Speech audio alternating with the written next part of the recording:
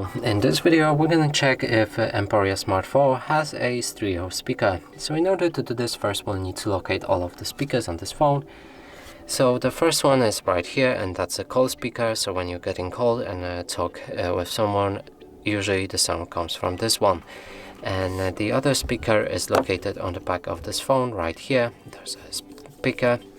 Next is, let's check the sides, because there might be one speaker right here as well, but there's none.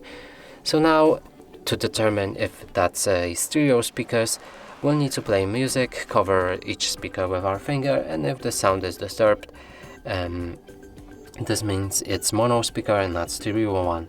So the sound needs to come from two speakers to be a stereo speaker. So let's play music, cover the top one first.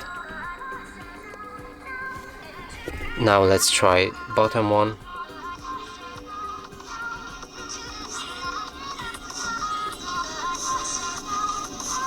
So clearly sound is coming from the bottom speaker and not from the top one. That means this phone has a mono speaker.